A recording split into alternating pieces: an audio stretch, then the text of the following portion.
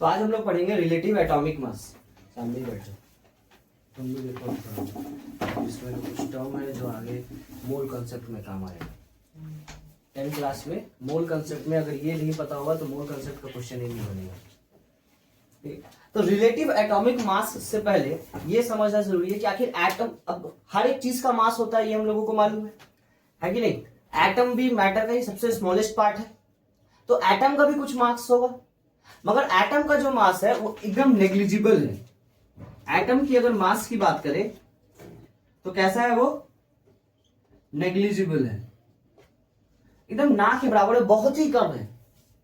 और अगर नंबर्स में देखा जाए तो ये 1.66 10 टू द पावर -24 ग्राम है। -24 के हिसाब से लगा लो कितना जीरो लगेगा आगे चल करके, तो इतना हल्का होता है एक एटम।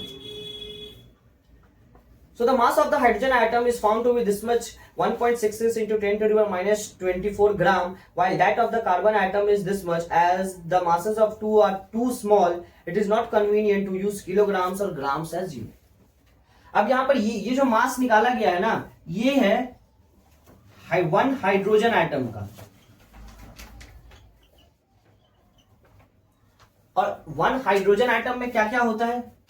अगर हाइड्रोजन एटम का अगर हम लोग डायग्राम बनाए तो ये न्यूक्लियस है, न्यूक्लियस के अंदर एक प्रोटॉन होता है और उसमें फिर एक इलेक्ट्रॉन होता है।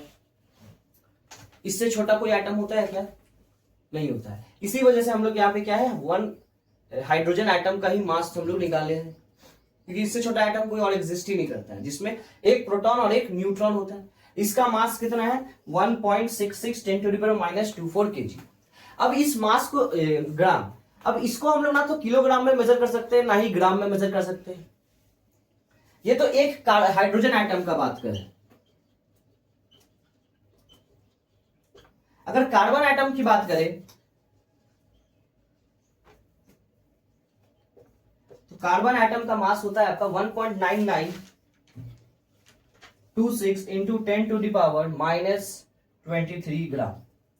अब कार्बन एटम का अगर स्ट्रक्चर आप बनाने जाएंगे तो कार्बन एटम के अंदर क्या होता है, 6 प्रोटॉन होता है, 6 न्यूट्रॉन होता है, फिर उसके बाद 2 इलेक्ट्रॉन इधर, और लास्ट वाले सेल में 4 होता है, 4 electron.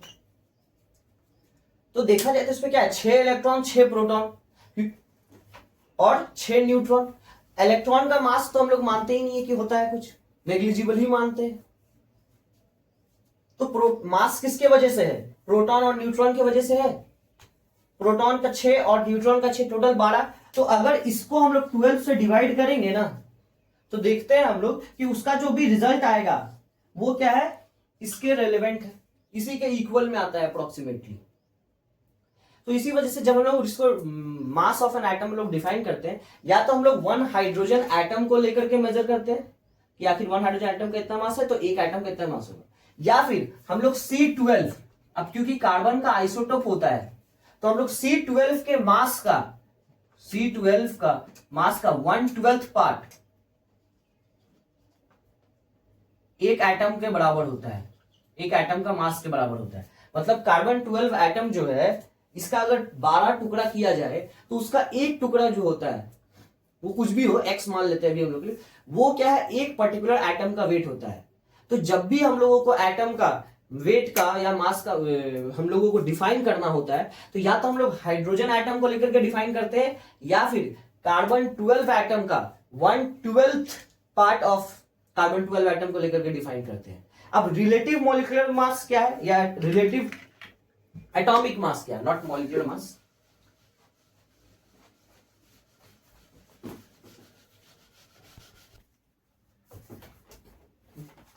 So the relative atomic mass or atomic weight of an element is the number of times of one atom of the element is heavier than 1/12 times of the mass of an atom of carbon 12 atom. तो जैसे हम ही लोग कभी सामान खरीदने जाते हैं तो क्या होता है, हम लोग बोलते हैं ना 1 किलो चीनी दीजिए, तो वो चीनी कैसे नापता है, एक बटकरा से, राइट। एक बटकरा लेता है, वो 1 किलो चीनी देता है। अगर मान लो 2 किलो लेना होता है तो क्या करता है, 1 किलो निकाला, फिर वापस से 1 किलो और चुना, या फिर वो 1 किलो वाला बटकरा 2 ठो रखेगा, वो 2 ठो उस पर एक तरफ डालेगा, दूसरा तरफ। तो उसी तरीके से एटम का भी मास अगर निकालना है तो मेरे पास भी ऐसा कोई बटकरा होना चाहिए ना। तो वो बटकरा का काम कौन यहाँ पे कर रहा है? ये कार्बन 12 एटम कर रहा है।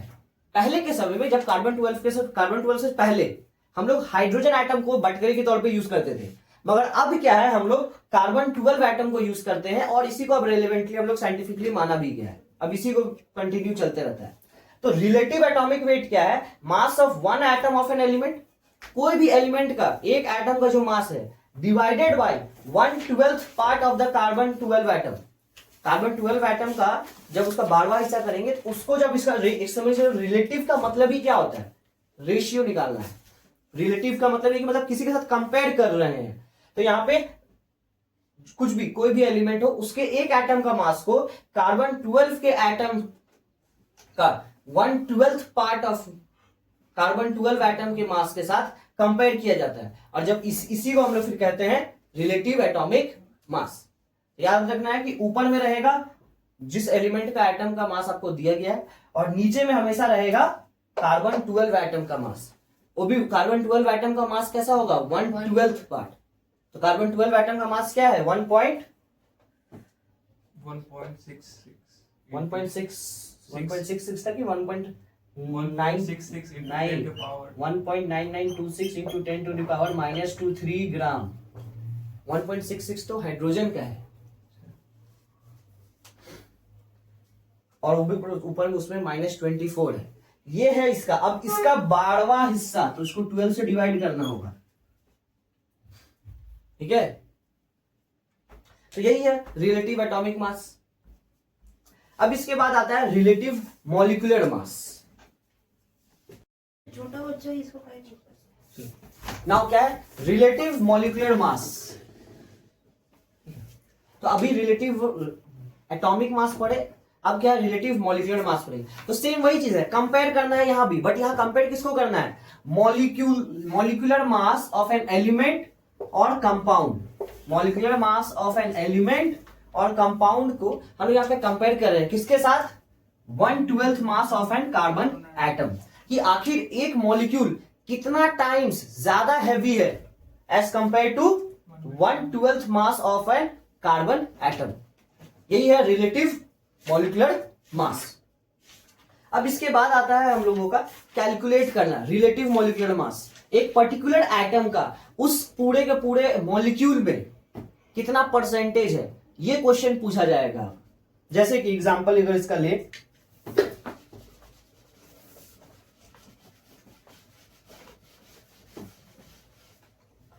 Calculate the relative molecular mass of the following compounds.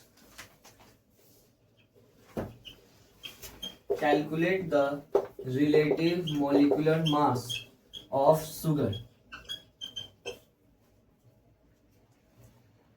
ठीक है, given C is equal to 12,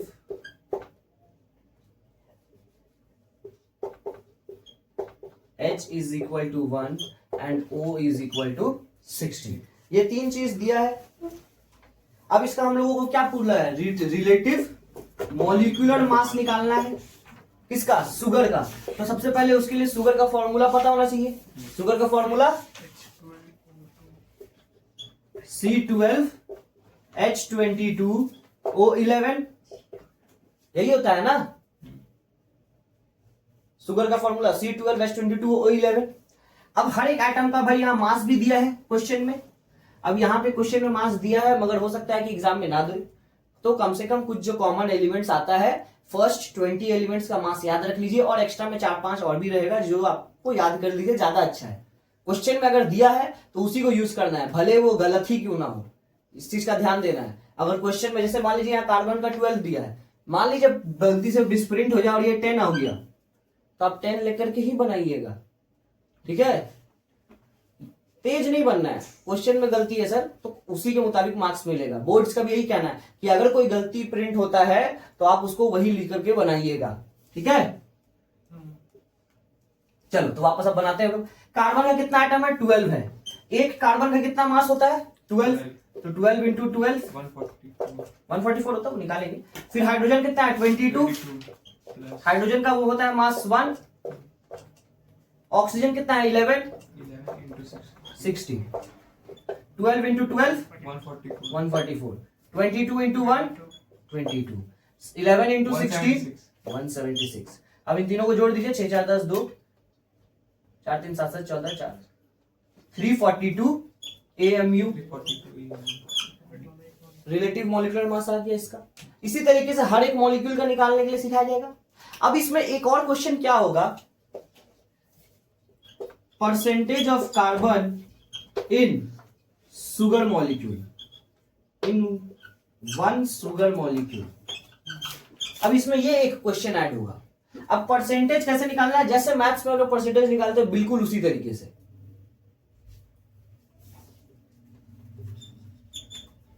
mass of the element divided by mass of the molecule, जिसको हम लोग मॉलिक्यूलर मास भी कहते हैं, अभी जो हम लोग निकाले, ठीक है, इंटू 100%। तो ये फॉर्मूला है।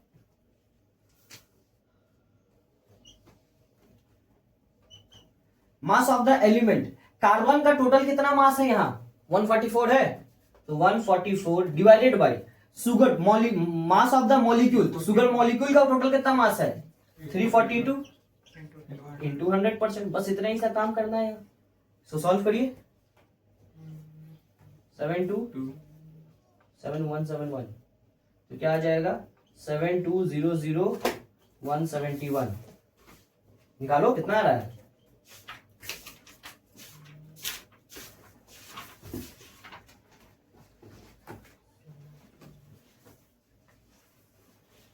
सात 720 1700, तो 17 34 34 68, 4 टाइम्स में 1 और ये 4,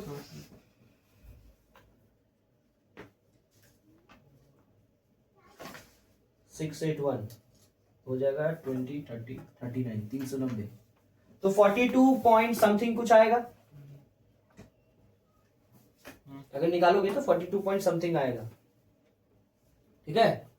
तो ये है दो चीज इसमें से, यही दो न्यूमेरिकल्स आएगा। पहला रिलेटिव मॉलिक्यूलर मास निकालने से बोलेगा, और दूसरा परसेंटेज ऑफ पर्टिकुलर। जैसे हम यहाँ कार्बन लिए, हो सकता है कोई उसमें आपको ऑक्सीजन पूछ ले या हाइड्रोजन पूछ ले, बस इतना ही है। और यहाँ पर और कुछ है नहीं, और कुछ है, कुछ है। हाँ, इसके बाद है हमारा टॉपिक एम्पेरिकल फॉर्मूला।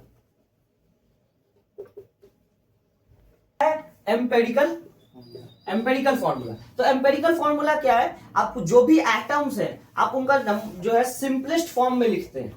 जैसे मान लो एक हाइड्रोजन पेरोक्साइड फॉर्मूला है, ये हाइड्रोजन पेरोक्साइड का फॉर्मूला है।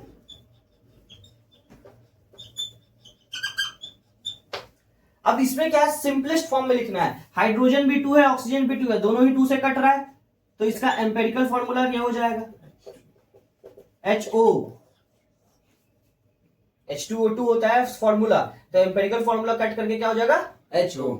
So the empirical formula of a compound is the formula which gives the simplest whole number ratio of the atoms of different elements present in one molecule of the compound। अब ये जो empirical formula है, ये हो सकता है कि बहुत सारे कंपाउंड्स का सिमिलर हो जाए, हो सकता है कभी भी मॉलिक्यूलर फॉर्मूला एक कंपाउंड का दूसरे कंपाउंड के साथ नहीं मैच करेगा, मगर एम्पेरिकल फॉर्मूला हो सकता है कि ये मैच कर जाए। और खास करके ये किसका मैच करेगा, ऑर्गेनिक कंपाउंड्स का, ठीक है। जैसे कि देखो, एक होता है C2H2, एक होगा C4H4, तो इसमें क्या होगा, ये कट करके CH बनेगा और ये भी कट करके CH बन जाएगा, तो ये तो सेम हो गया। तो एम्पेरिकल फॉर्मूला सेम हो सकता है दो कंपाउंड्स का, मगर मॉलिक्यूलर फॉर्मूला कभी सेम नहीं होगा। तो बचा नहीं, कुछ हम लोग इसका क्वेश्चंस कर लेंगे, एक्सरसाइज क्वेश्चंस, जैसे मॉलिक्यूलर मास निकालना, ठीक है, बैलेंसिंग करना, परसेंटेज वाला निकालना, उसका कुछ हम लोग एक सीरीज में इसको कंप्लीट कर लेंगे।